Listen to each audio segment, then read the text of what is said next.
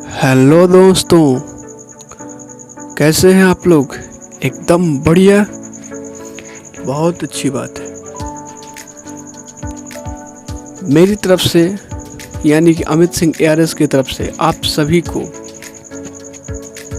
सुबह का नमस्कार, आदाब, सत श्री अकाल, नमस्कार, प्रणाम।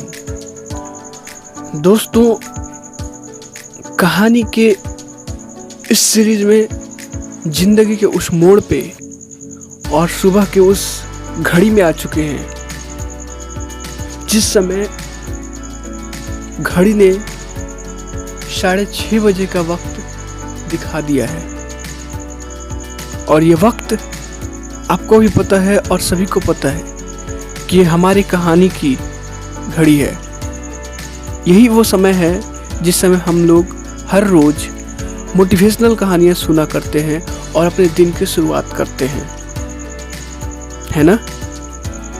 तो फिर देर किस बात की।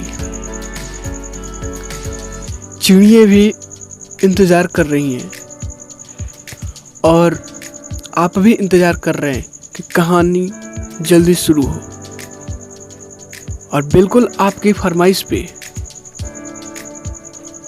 हम आज की कहानी आपके पास लेकर आए हैं, जो कि बहुत ही शानदार है, बहुत ही उत्प्रेरक है, बहुत ही प्रेरित करने वाली है। शुरुआत करते हैं अपनी कहानी की। दोस्तों, एक बार गिद्धों का झुंड उड़ता उड़ता एक टापू पर जा पहुंचा। वह टापू समुद्र के बीचों बीच स्थित था। वहां ढेर सारी मछलियां, मेढक और समुद्री जीव थे। इस प्रकार गिद्धों को वहां खाने पीने की कोई कमी नहीं होती थी। सबसे अच्छी बात यह थी कि वहां गिद्धों का शिकार करने वाला कोई जंगली जानवर नहीं था। गिद्ध वहां बहुत खुश थे। इतना आराम का जीवन उन्होंने पहले कभी नहीं देखा था। उस झुंड में अधिकांश गिद्ध युवा थे। वे सोचने लगे कि अब जीवन भर इसी टापू पर रहना है, यहाँ से कहीं नहीं जाना, क्योंकि इतना आरामदायक जीवन कहीं नहीं मिलेगा। लेकिन उन सब के बीच एक गिद्ध बूढ़ा था।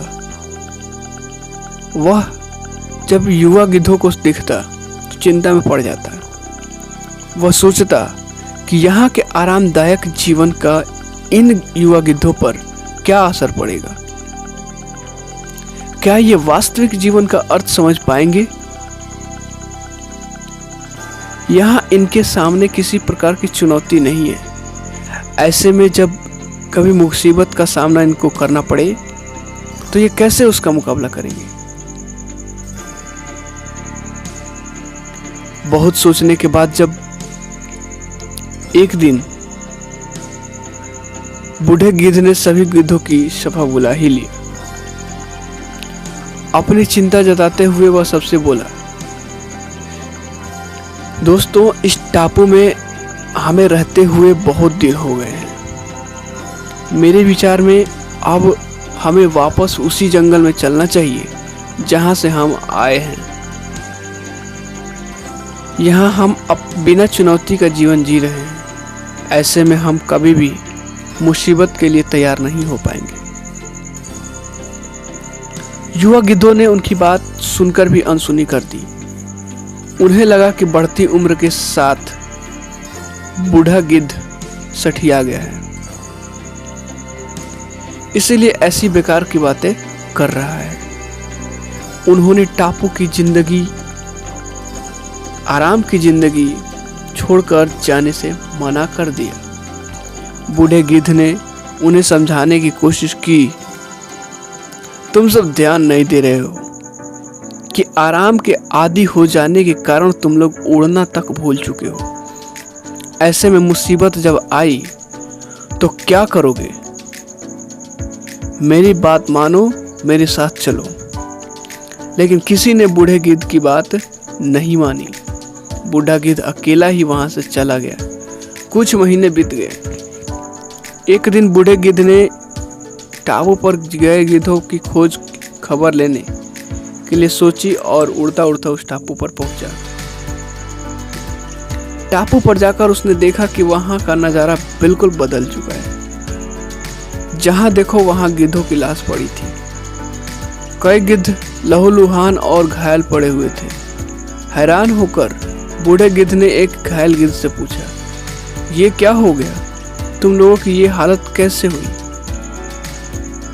घायल गिद्ध ने बताया, आपके जाने के बाद हम इस टापू पर बड़े मजे की जिंदगी जी रहे थे, लेकिन एक दिन एक जहाज यहाँ आया। उस जहाज से यहाँ चित्ते छोड़ दिए गए।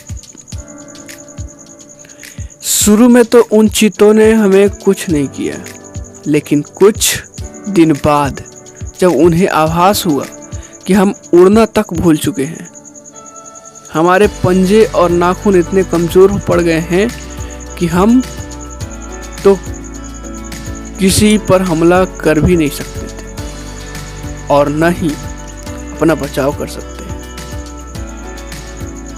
तो उन्होंने हमें एक एक कर मार कर खाना शुरू कर दिया। उनके ही कारण हमारा ये हाल है।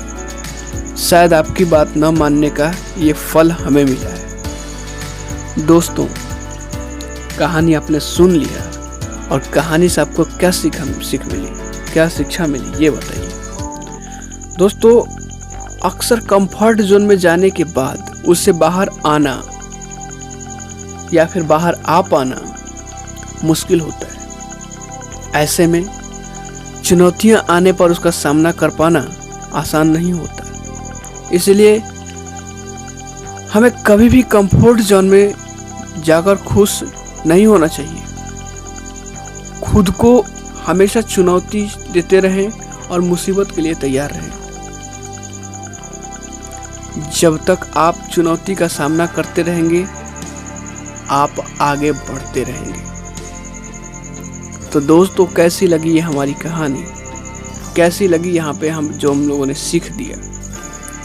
कमेंट करके जरूर बताइएगा, क्योंकि आपके कमेंट का हमें बेहद ही इंतजार रहता है। सो आप सभी को मेरी तरफ से एक बार फिर से सुबह की सुप्रभात, सुबह का नमस्कार, प्रणाम, आदाब, सत श्री अकाल। खुश रहिए, मस्त रहिए। Thank you so much.